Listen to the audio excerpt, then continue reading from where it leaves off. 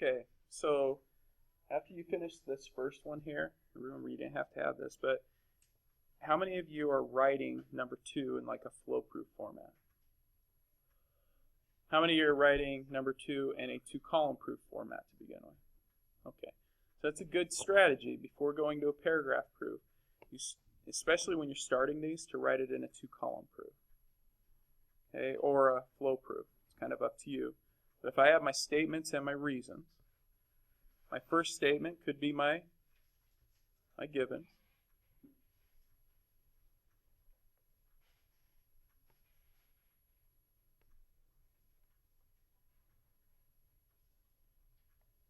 Okay.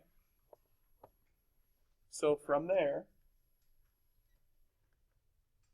where else could I go? So if let's mark those maybe. 2 congruent to 3. Okay, 4 congruent to 5. All right, so those are our givens, and we want to prove one. So we want to prove this one congruent to that one. Thoughts? Carlos got a thought? Anyone else? That I don't want to call. Oh man, that's it? Okay, let's not even look at this then. Just looking at this picture, what are other things you know? Is based on what we've talked about in geometry, what other measurements do you know, or what other angles do you know are congruent? Go ahead and tell your neighbor real quick. 1, 2, 3, 4, 1 and 2. Would it be 1 and 2, 1 and 3, and 2 and 4, and 2 and 4?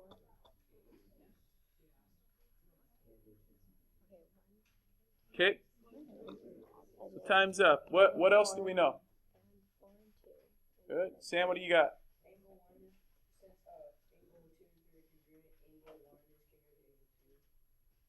Okay. 2 and 3 are congruent. Angle 1 is congruent too. So 2 and 3 being.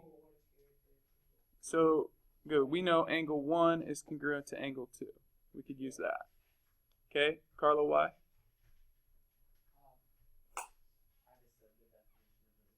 Yeah, those are vertical angles. Oops, I should have numbered that there. Vertical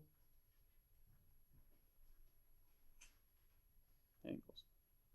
Okay. What are there any other vertical angles? Isaac? What's that? 3 and 4 are vertical angles. Good. So angle 3 is congruent to angle 4 based on vertical angles. So we put it under the same. Yeah, I got it. Thank you. Okay. So now we know that this one, I'm going to use a highlighter here maybe to help out a bit. We know 1 is congruent to 2. We've stated that. And we know that 3 is congruent to 4. We've stated that. And we're still trying to prove that 1 is congruent to 5. Brendan, what do you think?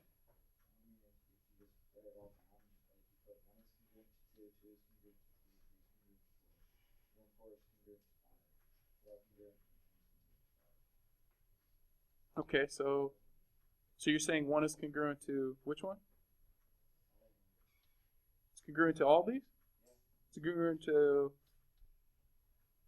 How do you know?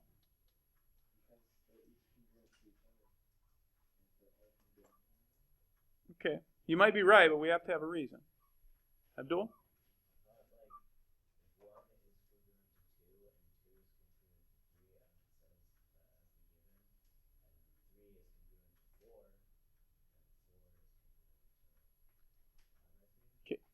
Okay, how about we just go one step at a time? How about we focus? I get what you guys are doing, but could we maybe just focus on maybe that picture right there to begin with? Isaac?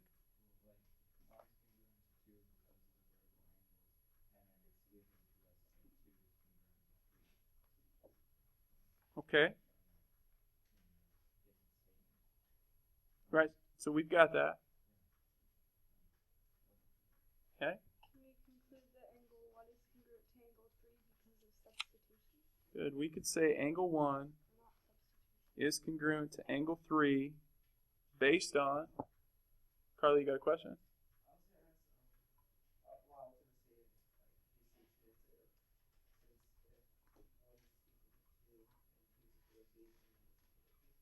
Good. So we could say transitive property. Now we've used that in substitution kind of hand in hand there, but okay. So now we know that this one, we can put a little marking there. That one is congruent to all three of those. We've said that now. Now what? Carson?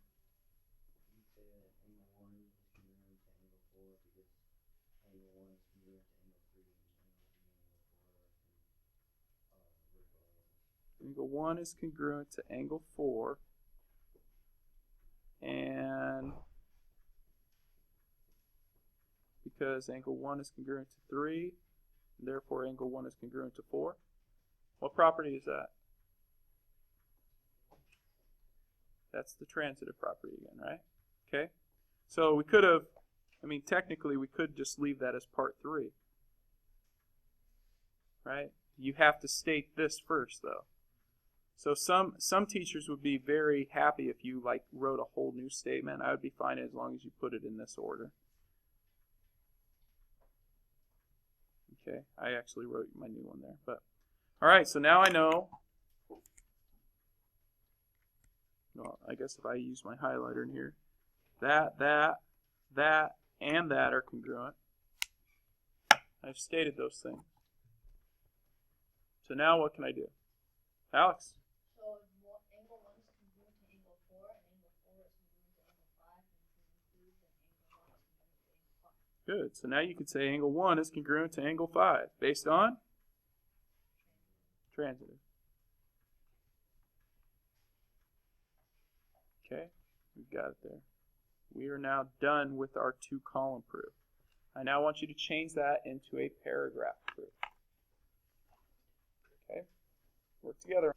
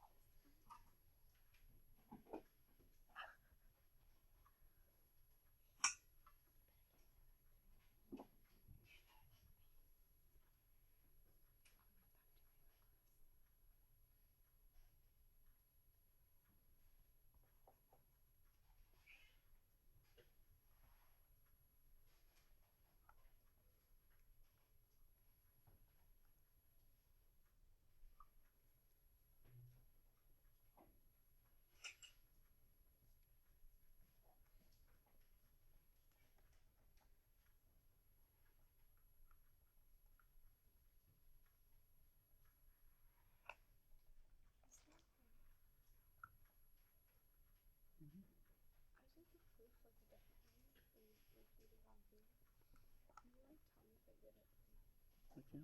Let me finish up this real quick. Okay.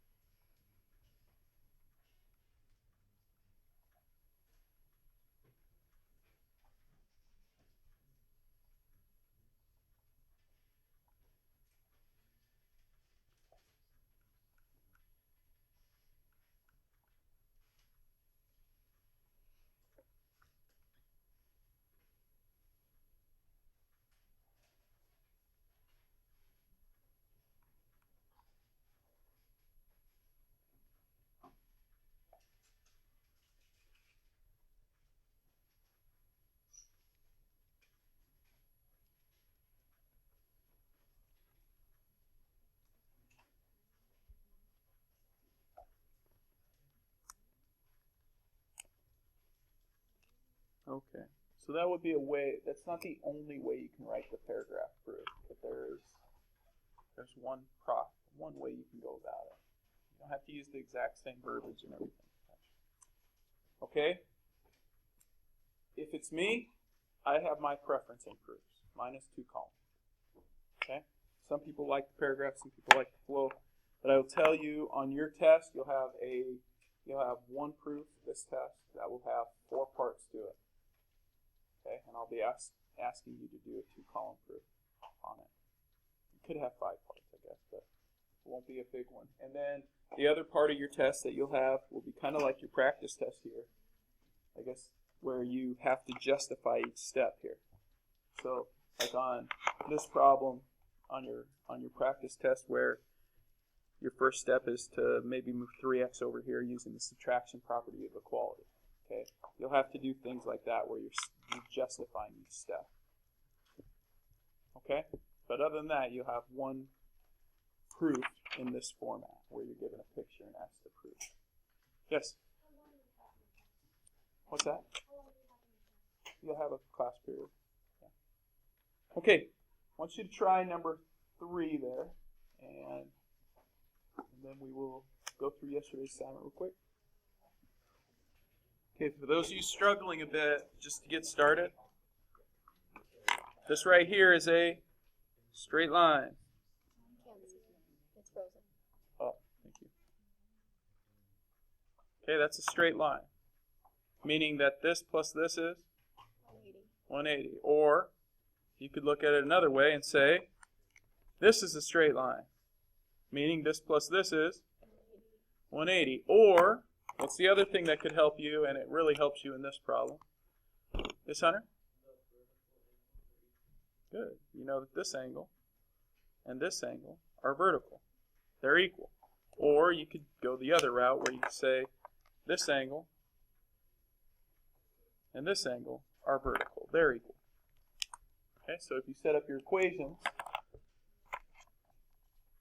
this equals that, 5y plus 29 equals 7y minus 11, and solve for y, you'll have the value of y. Or the other one, 4x plus 7 is equal to 3 times the quantity x plus 6, and solve, you know your solution. What'd you guys get for y? 20. 20?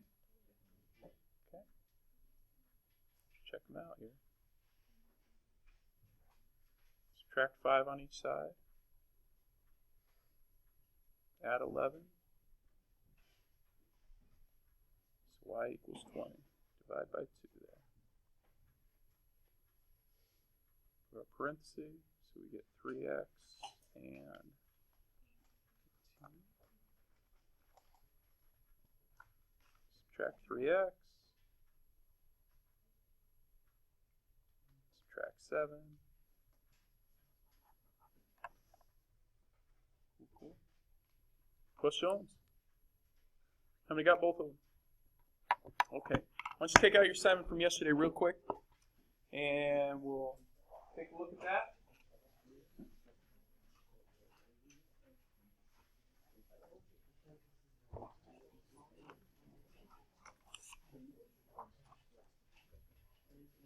All right, let's check your work. There is the proof.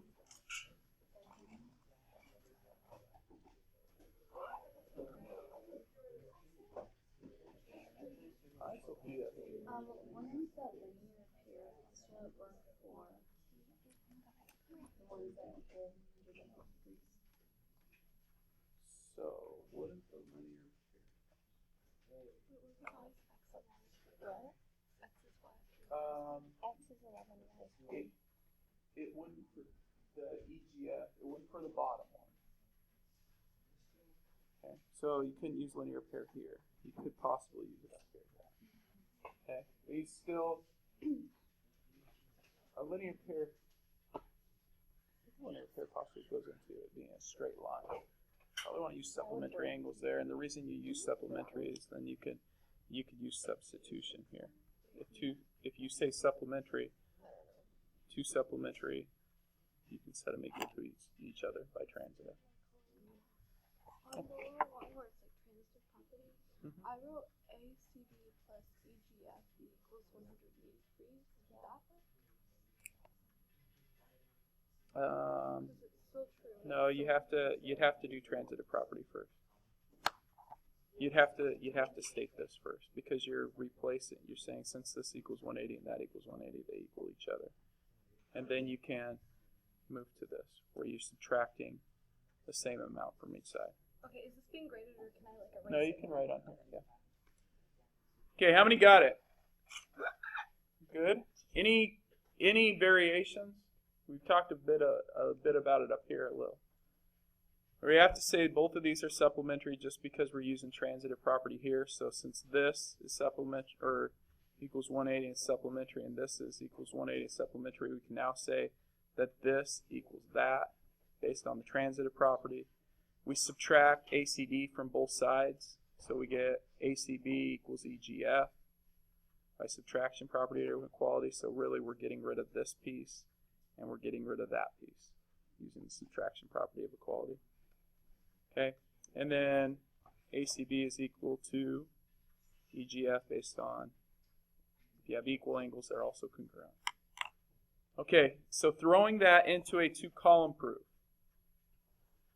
that would be your two-column proof. So you're taking it, you're taking your givens. I put both my givens under the same spot. I put both my supplementary angles under the same spot. So these two were my first statement, my second statement, and reasons. And then use the transitive property as my third statement and reason, subtraction property of equality, and definition of congruent angle. Okay. Any questions on it?